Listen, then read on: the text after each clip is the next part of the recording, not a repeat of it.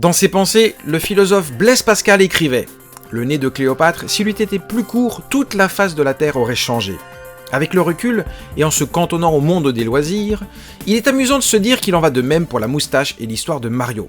Car disons-le tout de go, Mario est quasiment une erreur de la nature, une sérendipité vidéoludique.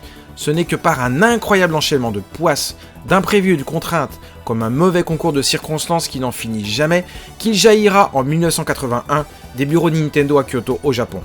Dans cet historique, qui retrace en détail les véritables origines du célèbre plombier, vous allez certes entendre quelques faits que vous connaissiez sûrement déjà, mais je parie aussi que vous allez découvrir quelques nouvelles anecdotes exhumées grâce aux toutes dernières recherches sur l'histoire du jeu vidéo. Alors, par quel miracle doit-on l'existence de Mario ? La réponse maintenant. Let's go!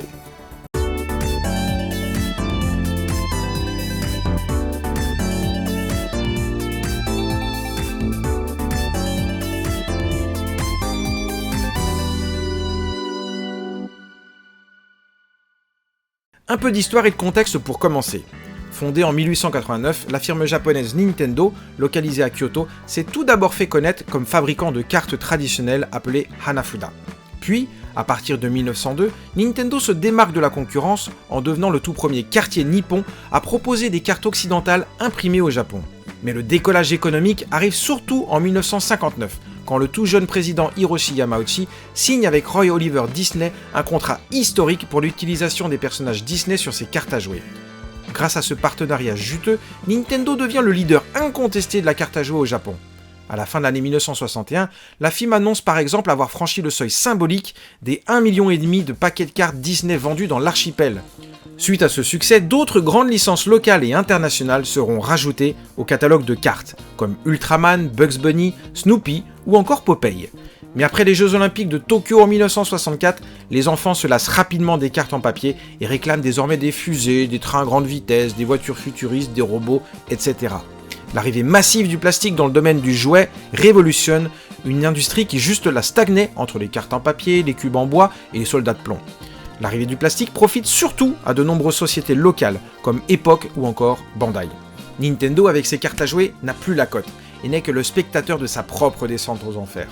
Il faut réagir. Le président Yamauchi décide ainsi à partir de la seconde moitié des années 60 de développer une deuxième ligne de produits, des jouets et des jeux de société. Mais malgré quelques rares succès comme l'Ultra Hand en 1966 ou l'Ultra Machine en 1968, Nintendo ne parvient clairement pas à rivaliser avec les géants du domaine au Japon. Pour forcer son destin, Hiroshi Yamauchi n'a ainsi d'autre choix que de prendre un énorme risque. Sous l'impulsion de son directeur de projet Gunpei Yokoi, il décide d'intégrer de l'électronique dans ses jouets. Jusque-là, personne n'avait jamais osé insérer des composants électroniques, alors onéreux et fragiles, dans des objets manipulés par les enfants. Mais ce qui nous intéresse ici, c'est que de fil en aiguille, Nintendo s'immiscera progressivement dans l'industrie du jeu vidéo, avec l'arcade à partir de 1973, les consoles de jeux avec les Color TV Game 6 et 15 en 1977, et surtout les révolutionnaires Game & Watch, jeux électroniques à écran cristaux liquides, conçus en 1980 par l'équipe R&D1 de Gunpei Yokoi. Alors désolé pour cette remise en contexte un peu longue, mais elle était primordiale pour bien comprendre la suite des événements. Nous sommes donc désormais en 1980, date charnière dans l'histoire de celui qui deviendra bientôt Mario. C'est en effet en cette année 1980 qu'est sorti un jeu d'arcade extrêmement ambitieux, développé par la R&D2 de Nintendo, dirigé par le célèbre Masayuki Uemura. Ce titre en question, c'est Radarscope. Il place le joueur dans l'espace, aux commandes d'un vaisseau devant éliminer toutes les soucoupes adverses qui menacent la Terre. Si le fond n'a strictement rien d'original, la forme est quant à elle plus aguicheuse. Nintendo a dépensé une véritable fortune pour développer Radarscope, qui propose pour l'époque quelques effets visuels et sonores impressionnants. Yamauchi et Uemura sont donc sûrs de leur coup quand les 3000 cartes mères sont expédiées par bateau de Yokohama à Seattle dans les entrepôts de Nintendo of America. Les bornes sont ensuite montées et décorées sur place. Sauf que si l'on en croit l'enquête de David Sheff pour son ouvrage Game Over de 1993, Nintendo n'aurait pas réussi à placer plus de 1000 bornes aux quatre coins des États-Unis. L'échec est cuisant et c'est un coup dur pour cette filiale américaine de Nintendo qui comptait énormément sur ce jeu pour décoller. Mais dans l'immédiat, que faire de ces 2000 bornes qui leur restent sur les bras et qui encombrent plusieurs entrepôts ? Minoru Arakawa, alors président de Nintendo of America et accessoirement gendre de Hiroshi Yamauchi, est particulièrement stressé lorsqu'il doit prévenir son beau-père de cette fâcheuse situation. Bon, c'est compréhensible, car des millions de dollars sont en jeu. Arakawa, encore inexpérimenté et sous la coupe de son imposant beau-père, doit lui demander conseil. Doivent-ils brader la machine, détruire ce stock, tout renvoyer au Japon? À cet instant précis de l'histoire, personne n'est encore en mesure d'imaginer que de cet immense flop qui menace jusqu'à la pérennité de Nintendo of America va bientôt naître un jeu qui propulsera Nintendo comme le plus gros vendeur de bornes à peine quelques mois plus tard. Et surtout, le beat de cette énième guerre des étoiles vidéoludiques va permettre de donner naissance à la plus grande star que le jeu vidéo n'ait jamais connue, Mario. Après le coup de fil d'Arakawa, le président Yamauchi est littéralement furieux. Furieux contre son beau-fils qui n'a pas été capable d'imposer dans les bars le projet le plus ambitieux de l'année pour Nintendo, mais aussi furieux contre Masayuki Uemura, le triste responsable du jeu, qui n'a visiblement pas su trouver les bonnes idées pour séduire le public américain, avec un budget de développement pourtant conséquent. Après avoir réfléchi quelques jours sur la suite à donner à cette situation critique, Yamauchi prend une décision étonnante. Il demande à son gendre de lui renvoyer les PCB inutilisés depuis Seattle. Dans le même temps, il demande à ses équipes de concevoir en 4ème vitesse un tout nouveau programme qui pourra recycler tout ou partie de ce matériel. Une fois le jeu prêt, il suffira à Nintendo of America d'installer ses PCB et d'imprimer des décors à l'effigie du nouveau titre. Mais à qui confier le projet? Yamauchi est un homme rancunier et qui ne badine pas avec l'échec. Il a évidemment prévenu Uemura que son jeu s'était méchamment planté aux États-Unis, mais plutôt que de lui demander de se racheter en proposant autre chose, il décide de se passer de ses services et de confier le projet de nouveau jeu à son rival de la R&D 1, Gunpei Yokoi. Il faut savoir qu'à cette époque, le président Yamauchi use de stratégie managériale sans pitié. Pour inciter ses employés à donner le meilleur d'eux-mêmes, il a mis toutes ses divisions en concurrence. Ainsi, lorsqu'il se rend dans le bureau de Yokoi, il explique à ce dernier qu'Uemura a échoué et que c'est maintenant à lui de prouver qu'il peut faire mieux. Pour Uemura, l'humiliation est totale. Mais quelque part, pour Yamauchi, confier à Yokoi ce projet est somme toute assez logique. Dans l'histoire de Nintendo, c'est en effet lui qui sauvera la firme de bien des déconvenues et de plusieurs banqueroutes. Bref, il estime qu'il est l'homme de la situation pour sauver le soldat Nintendo of America. Le problème, enfin, trop en réalité, c'est que Yokoi n'a jamais été à l'aise avec ces pratiques qu'il considère comme trop brusques. Il n'aime pas se retrouver confronté avec d'autres employés à son insu. Ensuite, Yokoi déteste travailler sous pression. Lui-même s'est toujours défini comme un inventeur du dimanche, dont les idées n'apparaissent pas avec un simple claquement de doigts. Et enfin, Yokoi croule déjà sous le travail. Bah oui, notons qu'à la même période, ces Game & Watch sont un tel carton au Japon que la demande locale est désormais exponentielle. Et Yamauchi vient à peine de repasser commande de nouveaux modèles à sortir le plus vite possible. Bref, son équipe et lui travaillent déjà d'arrache-pied. Ennuyé, Yokoi ne sait clairement pas comment il peut concilier les Game & Watch avec ce projet qui, il faut le dire, arrive un petit peu comme un poil de gorille dans la soupe. Même si Yokoi n'apprécie guère qu'on le mette en compétition contre ses propres collègues, il faut néanmoins reconnaître qu'entre lui et Uemura, ce n'est déjà plus vraiment une histoire d'amour. Pour info, c'est Yokoi qui a débauché Uemura de Sharp une dizaine d'années plus tôt pour l'intégrer chez Nintendo comme ingénieur. Mais après avoir pourtant bossé main dans la main pendant des années, ils ont fini par se brouiller, et on n'a jamais vraiment trop su pourquoi. Mais plutôt que de se dire qu'il tient là une bonne occasion d'enfoncer son collègue, Yokoi estime au contraire que les déboires de la R&D 2 ne le concernent pas. Dans son autobiographie parue en 1997 au Japon et traduite par mes soins en 2010 aux éditions Pixel Love, l'ancien ingénieur se remémore même avec quelle désinvolture il entame le projet. Comme à cette période j'étais déjà extrêmement occupé à mettre au point les Game & Watch, cette histoire de borne invendue, c'était vraiment le dernier de mes soucis. Cependant, comme il s'agissait d'une demande venant d'en haut, je ne pouvais pas m'y soustraire. Donc je me suis exécuté en me disant que si je parvenais à écouler ne serait-ce que 1000 PCB sur le stock, alors ma contribution pour la société serait suffisante. On ne m'en voudrait pas si j'échouais également, et je ne suis donc absolument pas mis la pression. Et parmi les rares personnes dans l'entourage des différentes R&D qui ne croulent pas encore sous le travail, il y a un certain Shigeru Miyamoto, un illustrateur designer qui n'a alors encore que 29 ans et qui est entré chez Nintendo en 1977. Miyamoto est alors ce qu'on appelle un électron libre. Affilié à aucune R&D, il vague selon les besoins des uns et des autres, dès lors qu'ils ont besoin de dessins, de croquis, de logos, d'idées de design ou des suggestions de packaging. Il s'avère qu'à ce moment-là, Miyamoto travaillait déjà sous les ordres de Yokoi et que ce dernier l'avait missionné sur un projet. Toujours dans son autobiographie, il précise « À cette période-là, j'avais fait appel à ses services en lui disant « J'aimerais que tu m'aides à imaginer un Game & Watch utilisant Popeye ». Il a accepté et nous étions en pleine phase de réflexion sur l'agencement du jeu quand le président est venu me voir. Rappelons à toutes fins utiles que Nintendo est déjà en lien depuis le milieu des années 60 avec King Features Syndicate, l'ayant droit américain de Popeye, pour l'utilisation de son image sur des cartes à jouer et certains de ses jouets. Et puisque le président Yamauchi a demandé à Yokoi de rendre sa copie en moins de 3 mois, l'ingénieur va tout faire pour gagner du temps. Et déjà, pour se simplifier la vie, il décide de transposer les idées déjà validées du Game & Watch sur le nouveau projet de borne arcade. Il gagne ainsi de précieux jours de réflexion. Mais de quelles idées s'agit-il? Et d'où viennent-elles? Vous allez voir que c'est plutôt intéressant. Dans sa biographie, Yokoi explique être un grand fan de cartoons et notamment de Popeye. Et parmi les épisodes qui l'ont marqué, il y a celui-ci, je cite. Dans un épisode du dessin animé Popeye, on peut voir l'amoureuse du héros, Olive Oyl, prise d'une crise de somnambulisme. Elle sort de chez elle et marche jusqu'à un grand chantier. Elle se retrouve ainsi, toujours endormie, à se balader sur les échafaudages du bâtiment en construction. Et à chaque fois qu'elle est sur le point de faire une chute, il y a toujours une plateforme mouvante ou bien une grue qui vient la sauver in extremis et lui permettre de poursuivre sa promenade nocturne comme si de rien n'était. Cet épisode était particulièrement amusant et ingénieux, si bien qu'il m'a profondément marqué. Je m'étais dit qu'en utilisant cet épisode et en reprenant l'idée du chantier de construction, on pourrait réaliser des niveaux réservant aux joueurs de nombreuses surprises. Nous avons donc adopté cette idée. Dans la version originale de sa biographie publiée en japonais en 1997, l'ingénieur ne précise malheureusement ni l'année ni le nom de ce fameux épisode. Mais comme il s'agissait à cette époque d'une info véritablement inédite sur les origines de Mario, j'ai tenu coûte que coûte, et dans le cadre des ajouts que j'étais autorisé à apporter pour la version française de cette biographie, à retrouver cet épisode. Et ça n'a pas été simple, croyez-moi, à une époque où YouTube débarquait à peine et où les sites de streaming légaux n'existaient pas.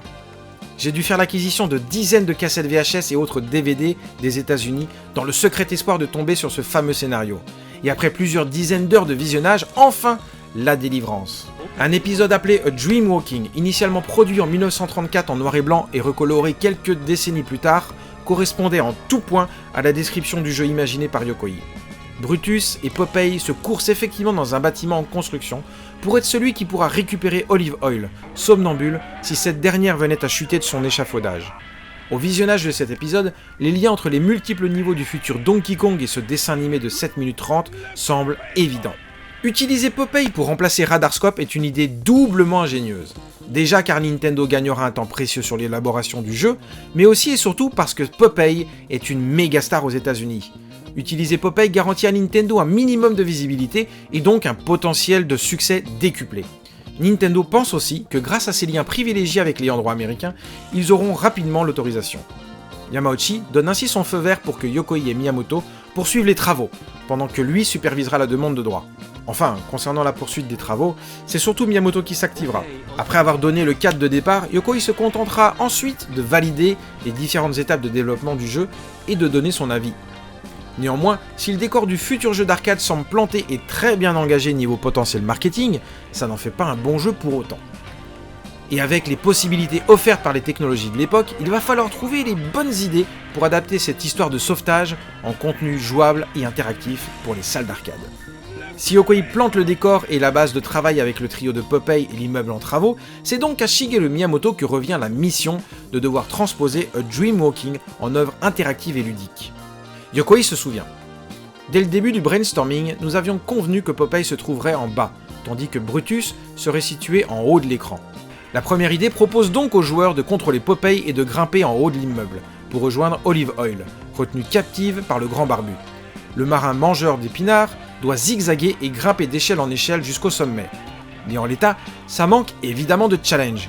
Sauf que dans l'univers de Popeye, il n'existe aucun autre méchant que Brutus. Dans ce cas, comment apporter un peu de piment à ce jeu qui pourrait, en l'état, faire un peu trop penser à Crazy Climber de l'éditeur Nichibutsu?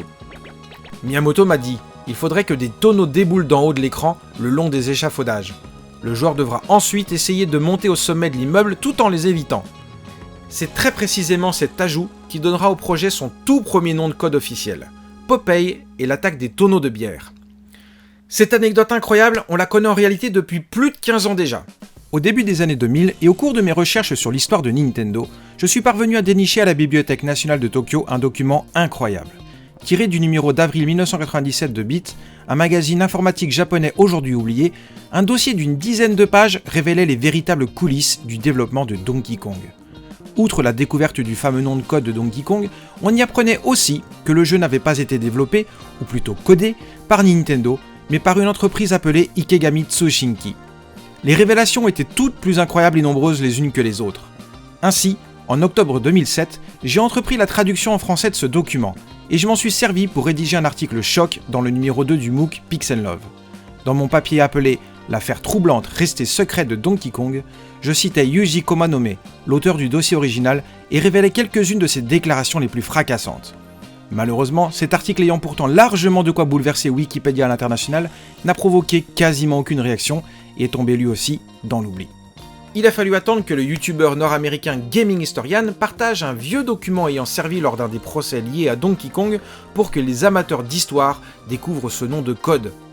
Alors qu'on l'avait déjà chez nous, sous nos yeux, Popeye Bia Daruko Ogeki, c'est-à-dire Popeye et l'attaque des tonneaux de bière.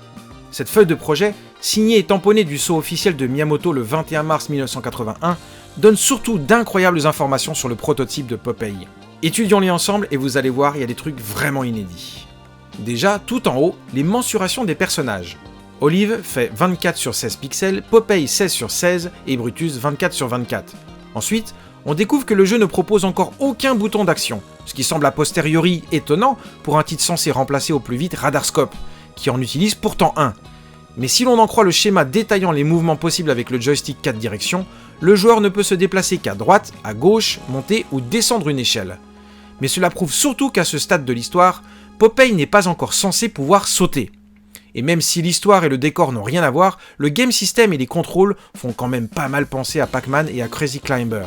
Et Miyamoto a souvent expliqué qu'il était fan de ces deux jeux-là à l'époque. Mais parmi les faits qui montrent que Miyamoto a déjà le souci du détail et la volonté de ne pas simplement copier, on trouve une note intéressante en bas à gauche du document qui stipule « Lorsque Popeye est sur une pente descendante, alors il se déplace plus vite ». Mais ce n'est pas tout, d'autres éléments du décor méritent d'être traduits, notamment le concept général résumé ici. Attention aux tonneaux de bière qui déboulent soit sur la pente, soit par les échelles. Évitez-les, notamment en grimpant sur les échelles, et sauvez Olive. En observant attentivement l'écran sample à droite de la feuille, on constate tout d'abord que la structure générale est effectivement proche de ce que deviendra bientôt Donkey Kong.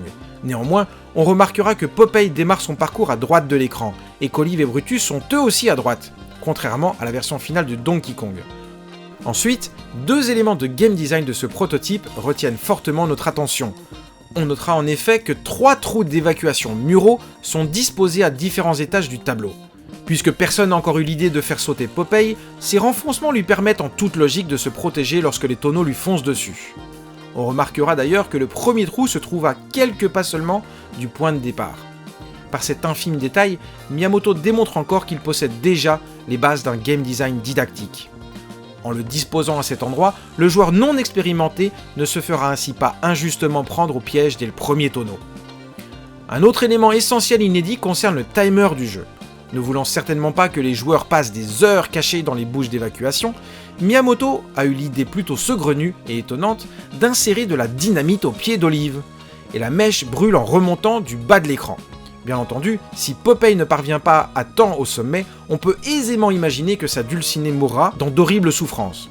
Mais si l'on en croit le document, il est heureusement possible de retarder l'explosion lorsque Popeye se rend aux extrémités droites de chaque étage. Cela exige donc du joueur qu'il grimpe le plus vite possible pour atteindre progressivement des checkpoints. Enfin, que serait Popeye sans ses boîtes d'épinards ? Miyamoto n'a évidemment pas omis d'insérer ce gimmick indispensable et cultissime dans son game design. Sur les croquis, on peut par exemple voir qu'Olive lance une boîte de conserve à destination de Popeye. Même si rien ne vient le confirmer par écrit dans ce document, il paraît logique que cet item ait, à l'instar de Pac-Man et ses super pack-gomme, un effet de bonus power-up, permettant à l'avatar de devenir invincible pendant un court laps de temps face aux tonneaux et aux Ojamamushi, littéralement insectes perturbateurs, que l'on peut apercevoir sur le schéma et représenter sous forme de bombe ou d'une petite tête de mort volante. Ainsi, sur le papier, le projet de jeu Popeye pour remplacer Radarscope prend forme et s'annonce même plutôt sympathique. Malheureusement, rien ne va réellement se passer comme prévu. Mais vous verrez tout ça dans la deuxième partie de la vidéo, avec de nombreux détails incroyables et parfois inédits. Car oui, la véritable histoire de Mario ne fait en réalité que commencer. Et pour ne pas louper la suite, pensez à vous abonner, à partager et activer cette petite cloche là dont tout le monde parle mais que personne n'active jamais. Allez, à très vite, merci.